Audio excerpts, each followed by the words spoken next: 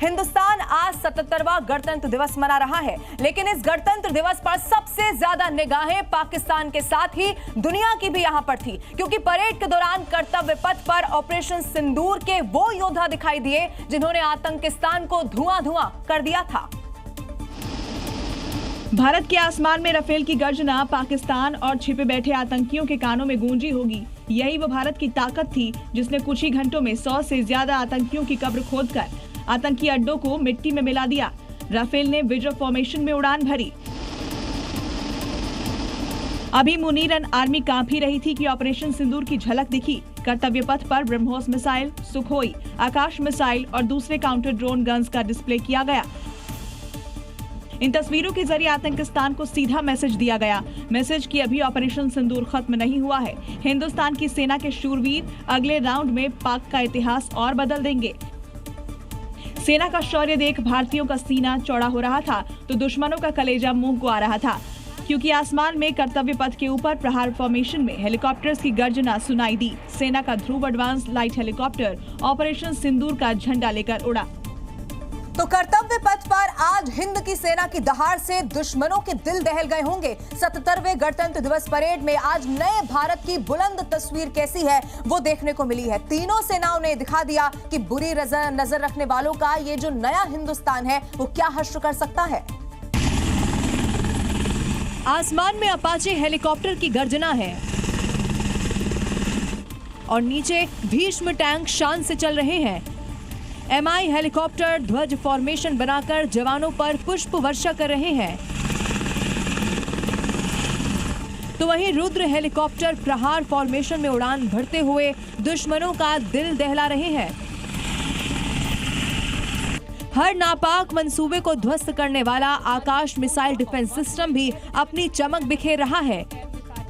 ये नया हिंदुस्तान है। सिर्फ मशीन ही नहीं, इन शिकारी नजरों से भी दुश्मन बच नहीं पाएगा। ये वो शिकारी बाज हैं जो दुश्मन की रडार को चकमा दे देते हैं। इनकी निगाह से छिपना मुश्किल नहीं, नामुमकिन है।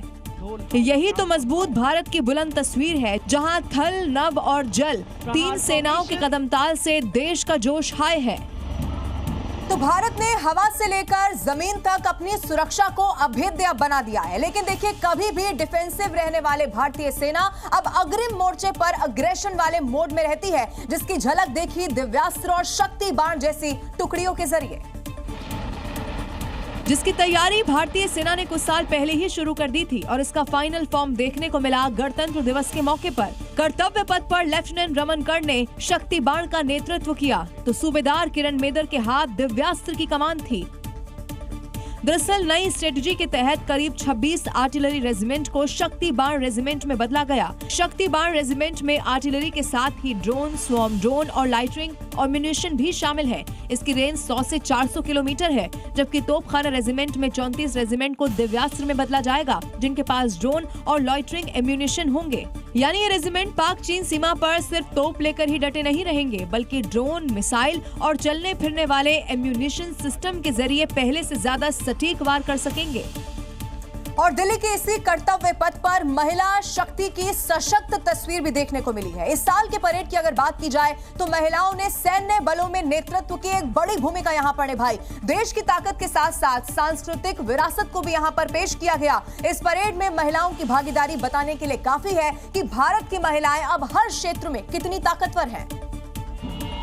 आज का सबसे ऐतिहासिक क्षण है CRPF की पूरी पुरुष टुकड़ी का नेतृत्व कर रही 26 साल की जम्मू कश्मीर की बेटी असिस्टेंट कमांडेंट सिमरन बाला। ये पहली बार है जब एक महिला अधिकारी 140 से ज्यादा पुरुषों की टुकड़ी की कमान संभाल रही है। परेड में नारी शक्ति का अद्भुत और अदम्य पराक्रमी कौशल देखने को मिला।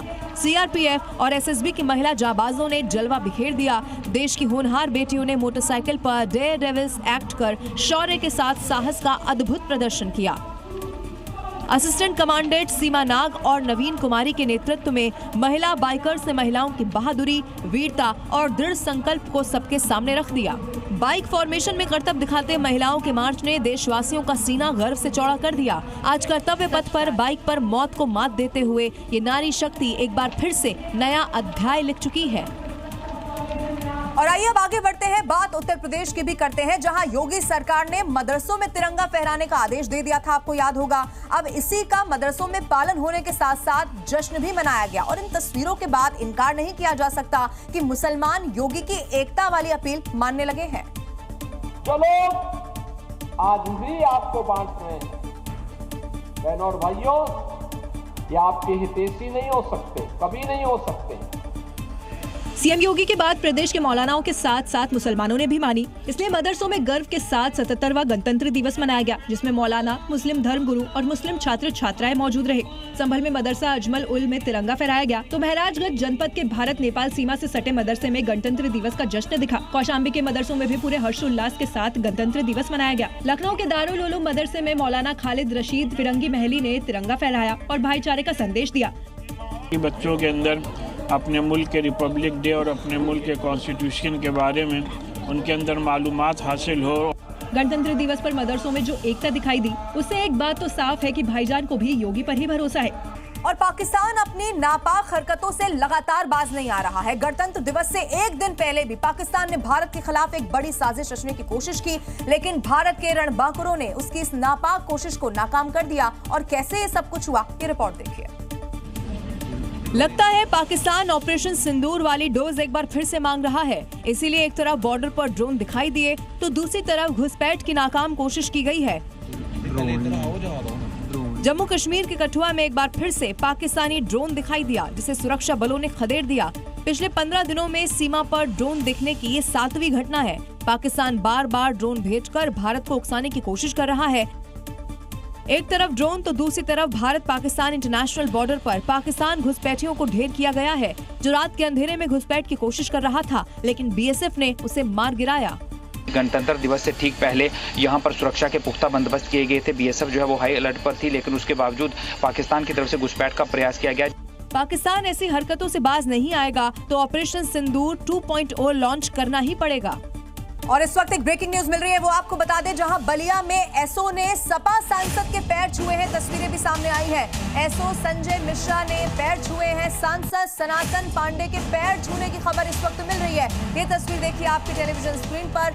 धरने पर सपा सांसद बैठे हुए थे, अब उसके बाद एसओ यहां पर पहुंच गए और पैर छूते हुए बोले कि हमारी क्या औकात है।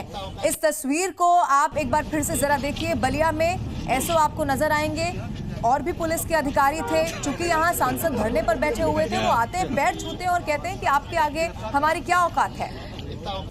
राजस्थान के नागौर में गणतंत्र दिवस के मौके पर देश को दहलाने की एक बहुत बड़ी साजिश रचने का खुलासा हो गया है। पुलिस की टीम ने फरीदाबाद मॉड्यूल में पकड़े गए अमोनियम नाइट्रेट से भी 3 गुना ज्यादा मात्रा यहां पर पकड़कर दहशतगर्दों के जो नापाक मंसूबे थे उन पर पानी फेर दिया है। पुलिस की हिरासत में मौजूद यही वो शख्स है जिसने अमोनियम नाइट्रेट का जखीरा जमा किया था, जिसका नाम है सुलेमान, जिसका इस्तेमाल दिल्ली की तरह धमाकों में किए जाने की आशंका है।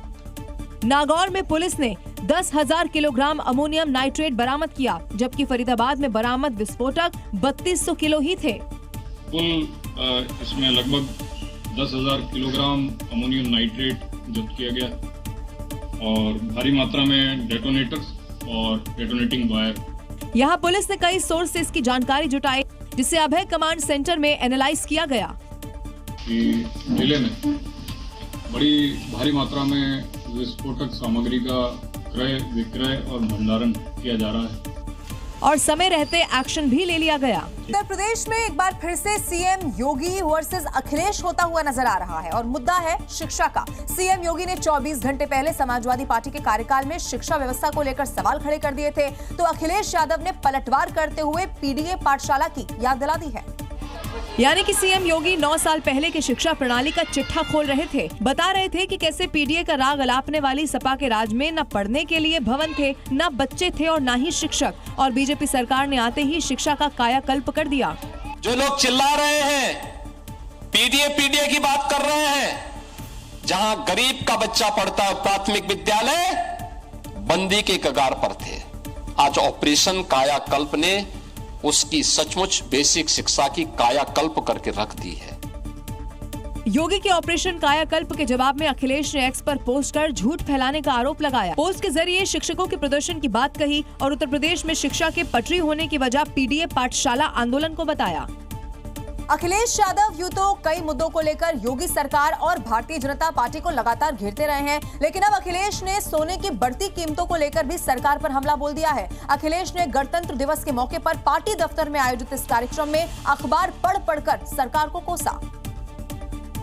अखिलेश ने सोने की बढ़ती कीमतों के जरिए देश की अर्थव्यवस्था से जुड़े सवाल किए, वो भी अखबारों में छिपी खबरों और उसके विज्ञापनों को जोड़कर। अखबार में जो लिखा है वो लिखा गया है कि एक कदम हम उठाएं, आगे बढ़ाएं कदम और भारत को सोने की चिड़िया बनाएं। सोचो सोने की कीमत आज क्या है बाजार में। अखिलेश का तंज मोदी सरकार में आम लोगों की जगह कारोबारियों को दी जाने वाली छूट पर था। जब आप विज्ञापन को पढ़ोगे तो उस विज्ञापन में कहा जा रहा है कि आप सोना हमारे यहाँ रखवा दो तो आपको मुनाफा होगा। अखिलेश शुरू से ही मोदी सरकार को व्यापारियों कारोबारियों को लेकर घेरते रहे हैं और गणतंत्र दिवस के मौके पर भी नहीं छोड़ा। और अब बात पश्चिम बंगाल की भी करते हैं, जहां विधानसभा चुनाव की तारीखों का ऐलान अभी तो नहीं हुआ है। राजनीतिक तनातनी लेकिन चरम पर पहुंच गई है। आने वाले दिनों में क्या होने वाला है, इसकी झलक कोलकाता में अभी से देखने को मिल गई है। बीजेपी और टीएमसी के बीच भिड़ंत की तस्वीर आ गई। कुर्सियां तोड़ी गई, मंच पर आग लगा दी गई, जिसके बाद से पश्चिम बंगाल में सियासी तनाव चरम पर पहुंच गया है। तृणमूल कांग्रेस ने बीजेपी के आरोपों को निराधार बताया है और साजिश रचकर तृणमूल को बदनाम करने का आरोप लगाया है। तृणमूल की तरफ से ये सारे एलिगेशन को डिनाई किया जा रहा है और ये बीजेपी का अंतर्द्वंद है, ऐसा ही बोला जा रहा है तृणमूल की तरफ से।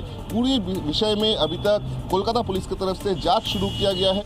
तो बीजेपी का आरोप है कि हार के डर से अब ममता के लोग कार्यकर्ताओं को डरा रहे हैं। जब हमारा लोग वो झंडा लगा रहा था उस समय ये लोग हमारा ऊपर हमला बोला और मंच भी आग जला दिया।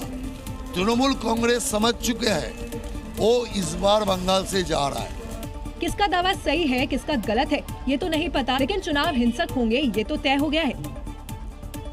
इधर कांग्रेस में राहुल गांधी के नेतृत्व को चुनौती देने वाली श्रृंखलाओं का दौर एक बार फिर से ऐसा लगता है शुरू हो गया है। सिंधिया, देवड़ा, जितिन प्रसाद जैसे बड़े नेताओं के पार्टी से हटने के बाद शशि थरूर ने अब झंडा बुलंद कर दिया है और अब शकील अहमद जैसे राहुल के पुराने जो राजदार हैं वो भी उन्हें कमजोर बताने लगे हैं। तो तेज प्रताप भी तंज कसते हुए नजर आ गए, जिसके बाद कांग्रेस में एक बार फिर से टूट का दौर शुरू होने के आसार हैं। शकील अहमद के साथ ही राशिद अलवी ने भी यही लाइन पकड़ ली है। नसीमुद्दीन तो इस्तीफा तक दे चुके हैं। वहीं तेज प्रताप यादव ने तो राहुल पर गजब की चुटकी ले ली।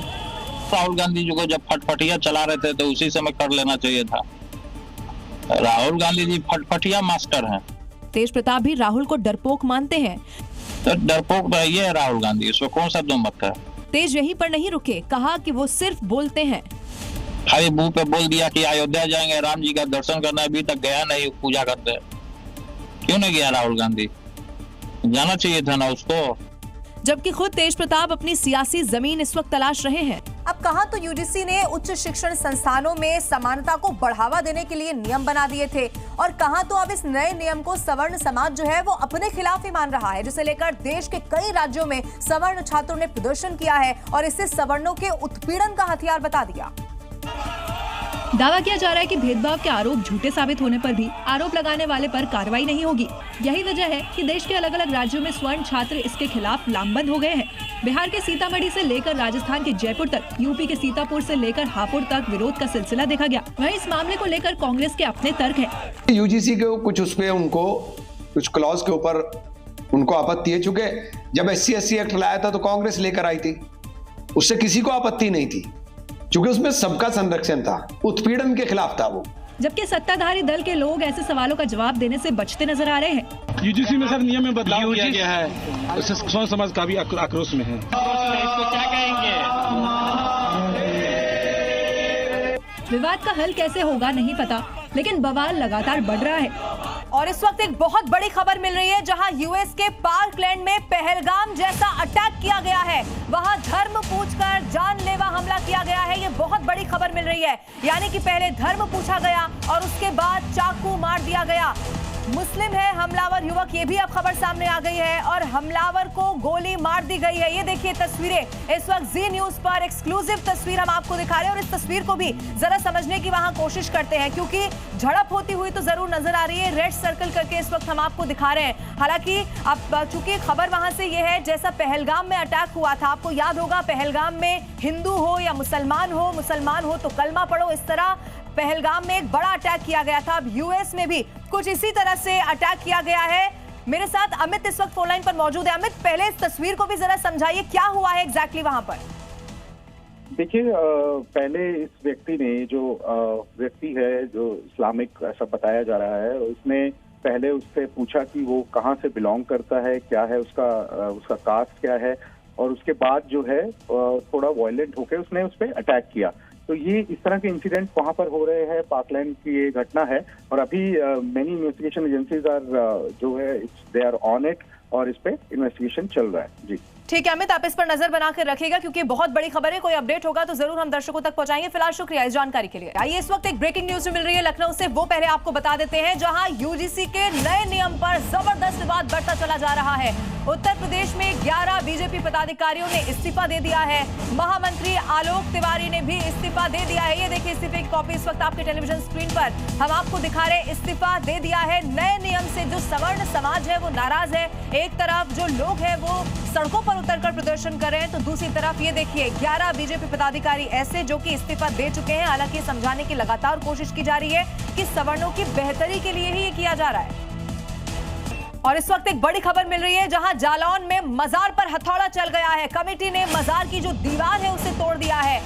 मामा भांजू मजार की दीवार तोड़ दी गई है। सड़क चौड़ीकरण को लेकर ये दीवार तोड़ी गई है। तस्वीरें भी आपको दिखाएंगे। ये देखिए जालौन में मजार पर कैसे हथौड़ा चला है। हालांकि बताया जा रहा है कि चौड़ीकरण सड़क का किया जा रहा था, उसी को लेकर ये हथौड़ा इस मजार पर चलाया गया, लेकिन ये अवैध तरीके से भी बनी हुई थी। ये भी खबर पहले ही सामने आ चुकी थी।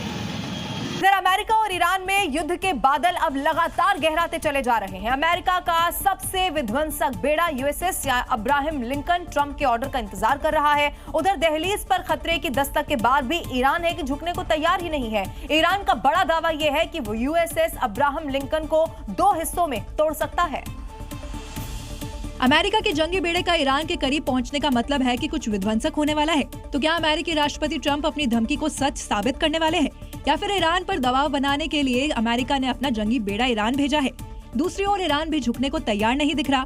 ईरान ने एक प्रोपेगेंडा वीडियो जारी किया है जिसमें दावा किया है कि एक ट्रिगर दबाने पर वो यूएसएस अब्राहम लिंकन को तबाह कर देगा। वीडियो में दिखाया गया है कि ट्रंप का युद्धपोत उसके टारगेट पर है और फिर एक सटीक हमला कर अमेरिकी जंगी बेड़े को 2 टुकड़ों में बांट देता है। ईरान ने धमकी दी है कि अगर ट्रंप का यूएसएस अब्राहम लिंकन ईरानी समुद्री सीमा में घुसा तो हाइपरसोनिक मिसाइलों से समुद्र में दफन कर दिया जाएगा। ईरान जिसे उड़ाने की धमकी दे रहा है वो यूएसएस अब्राहम लिंकन एक guided missile destroyer, stealth fighter jets और सी हॉक्स हेलीकॉप्टरों से लैस एक तैरता हुआ किला है। यहाँ से दागी जाने वाली टॉम हॉक क्रूज मिसाइलें ईरान के किसी भी कोने को निशाना बना सकती है। इधर हिजबुल्लाह पर इजरायल का विध्वंसक प्रहार लगातार देखने को मिल रहा है। लेबनान में नेतन्याहू की फौज ने एयर स्ट्राइक कर हिजबुल्लाह के कई ठिकाने ऐसे हैं जिन्हें नेस्तनाबूद कर दिया है। इजरायली सेना के हमले में हिजबुल्लाह का एक टॉप आर्टिलरी ऑफिसर भी मार गिराया गया। लेबनान में हिजबुल्लाह के ठिकानों पर इजरायली सेना ने ऐसी बम वर्षा की है कि पूरा इलाका ही धुआं-धुआं हो गया। हिजबुल्लाह की तबाही की इन तस्वीरों को इजरायली सेना ने जारी किया है। इजरायली सेना के प्रहार से हिजबुल्लाह की तबाही की ये तस्वीरें देखिए। लेबनान में इजरायली स्ट्राइक से पूरा आसमान ही लाल हो गया। इस हमले में हिजबुल्लाह के कई ठिकाने तबाह हो गए। इजरायल की ये पिन पॉइंट स्ट्राइक देखिए जिसमें इजरायली सेना ने हिजबुल्लाह के एक टॉप आर्टिलरी ऑफिसर को टारगेट किया। देखिए कुछ ही सेकंड में हिजबुल्लाह के टॉप आर्टिलरी ऑफिसर की गाड़ी को उड़ा दिया जाता है। कुछ ऐसा ही हाल इजरायली सेना हिजबुल्लाह के इस ठिकाने का करती है। इजरायल की एयर स्ट्राइक में हिजबुल्लाह के इस ठिकाने का नामो निशान मिट जाता है। हरियाणा के रेवाड़ी से इस वक्त एक ब्रेकिंग न्यूज मिल रही है जहां सरपंच प्रतिनिधि को गोली मार दी गई है। सुरेंद्र पहलवान को गोली मारी गई है, वो इसमें जख्मी हो गए हैं। पहले कार में टक्कर मारी गई और उसके बाद देखिए फायरिंग की घटना को अंजाम दिया गया। लाठियों से मारते हुए वीडियो भी अब सामने आ चुका है। हालांकि इस तस्वीर के सामने आने के बाद पुलिस जरूर जांच करेगी कौन ये हमलावर है, इन तक पहुंचने की भी कोशिश की जाएगी। लेकिन आप देखेंगे सरपंच प्रतिनिधि जिन्हें लाठियों से भी मारा गया और कैसे जख्मी कर ये टक्कर भी मारी गई जिससे वो जख्मी हो गए। और मुजफ्फरनगर से इस वक्त एक ब्रेकिंग न्यूज मिल रही है, जहां आग का तांडव देखने को मिला है। 2 गोदाम जहां भीषण आग लग गई। आलू का गोदाम बताया जा रहा है, जहां शॉर्ट सर्किट इस आग का कारण रहा। आग से हालांकि लाखों का नुकसान हो गया है, ये भी खबर मिल रही है। तस्वीरें आपकी टेलीविजन स्क्रीन पर है, आप देखेंगे फौरन इस आग को कैसे बुझाया जाए। जो जरूरी सामान है उसको लोग यहां से बाहर निकालते हुए नजर आए। फायर ब्रिगेड की टीम को भी उसके बाद बुलाया गया, लेकिन देखते ही देखते आग फैलती चली गई। आलू का ये गोदाम जिसमें ये आग लगी, शॉर्ट सर्किट इस आग का कारण बताया गया। और आगे बढ़ते हैं, अलीगढ़ की बात करते हैं, जहां पुलिसकर्मियों के कारनामे का एक 2 महीने पुराना वीडियो सोशल मीडिया पर अब बहुत तेजी से वायरल है। पुलिस ने 2 युवकों को पकड़ा और उनकी जेब में आप सोचिए चाकू रख दिया, और इसके बाद चेकिंग के नाम पर चाकू बरामद कर दोनों को जीप में बैठा कर ले गए। पुलिसकर्मियों की यह हरकत कैमरे में कैद हो गई। इतना बेहतरीन रिहर्सल तो थिएटर के कलाकार भी नहीं करते। वायरल वीडियो अलीगढ़ के थाना अखराबाद के पनौटी चौकी क्षेत्र का है। देखिए कैसे पुलिसकर्मी खुद 2 युवकों की जेब में चाकू रखकर 2 युवकों को अपराधी बना रहे हैं। स्क्रिप्ट के मुताबिक पुलिस ने दोनों युवकों की जेब में अपने पास से चाकू निकालकर रख दिया। इसके बाद चेकिंग अभियान के नाम पर दोनों युवकों की तलाशी शुरू कर दी। पुलिस ने दोनों युवकों के पास चाकू बरामद कर दोनों को हिरासत में ले लिया। वहीं इस फर्जी कार्रवाई के दौरान एक पुलिसकर्मी वीडियो शूट करने में लगा रहा। अलीगढ़ पुलिस के लाइट, कैमरा और एक्शन के साथ फर्जी कार्रवाई का किसी ने वीडियो बना लिया, जो कि अब जमकर वायरल हो रहा है। एसएसपी ने संबंधित पुलिसकर्मियों को निलंबित कर अब जांच बैठा दी है। इधर बिहार के मुजफ्फरपुर में हथियारबंद अपराधियों के तांडव का एक वीडियो हम आपको दिखाएंगे, जहां टाइल्स दुकान में हुई लूट की वारदात सीसीटीवी में कैद हो चुकी है। इस वारदात के 2 दिन के बाद सामने आई तस्वीरें अब सोशल मीडिया पर तेजी से वायरल है। तस्वीरें मुजफ्फरपुर जिले के बोचहां थाना क्षेत्र के सरफुद्दीनपुर चौक की है, जहां शुक्रवार की देर शाम बेखौफ अपराधियों ने एक टाइल्स दुकान को निशाना बनाया। 2 बाइक सवार 4 हथियारबंद अपराधी दुकान पर पहुंचे और गन पॉइंट पर स्टाफ को बंधक बनाकर लूटपाट की। सीसीटीवी फुटेज में साफ देखा जा सकता है कि किस तरह अपराधी हथियार लहराते हुए दुकान के अंदर घुसते हैं और कुछ ही मिनटों में वारदात को अंजाम देकर फरार हो जाते हैं। लूट की राशि करीब 15,000 रुपए बताई जा रही है। पीड़ित दुकानदार असद गालिब ने बोचहां थाने में अज्ञात अपराधियों के खिलाफ FIR दर्ज कराई है। फिलहाल पुलिस सीसीटीवी फुटेज के आधार पर अपराधियों की पहचान और गिरफ्तारी में जुटी हुई है। अब देखना होगा पुलिस इन बेखौफ अपराधियों तक कब तक पहुंच पाती है। और यही जो सफेद बर्फ की चाहत होती है ना, वो अब सैलानियों के लिए ऐसा लगता है कि सफेद आफत बन गई हो, क्योंकि लॉन्ग वीकेंड और सीजन की पहली बर्फबारी देखने पहाड़ों पर गए तमाम टूरिस्ट अब परेशान हो गए हैं। अव्यवस्था और भीड़ ने पूरे हिल स्टेशन को एक पार्किंग लॉट में तब्दील कर दिया है। पहाड़ों पर इतनी ज्यादा भीड़ पहुंच रही है कि रास्ते में लंबा जाम लग गया है। भीषण बर्फबारी के बीच गाड़ियां आगे बढ़ ही नहीं पा रही। सड़क पर फिसलन इतनी ज्यादा हो गई है कि गाड़ियां रास्ते में ही फंस गई। ये मनाली की तस्वीरें हैं, जहां लोग 20 घंटे से हाईवे पर फंसे हुए हैं, लेकिन रास्ता खुलने का नाम नहीं ले रहा। कई किलोमीटर लंबा जाम लगा हुआ है। पर्यटक अपने बच्चों के साथ गाड़ियों में रहने को मजबूर हैं। खाना खत्म हो गया है। पहाड़ों में शांति और बर्फबारी का नजारा देखने की उम्मीद में पहुंचे पर्यटक सड़कों पर फंस गए हैं। जल्दी पहुंचने के कारण सड़कों पर गाड़ियां बुरी तरह फंस गई हैं। शिमला में सड़कों पर मीलों लंबा जाम लगा हुआ है। 2 किलोमीटर के लिए 1.5 घंटे का वक्त लग रहा है। अगर आप भी बर्फ देखने की प्लानिंग कर रहे हैं तो थोड़ा रुकिए फिर जाइए, क्योंकि मौसम विभाग की माने तो आने वाले दिनों में बर्फबारी होगी।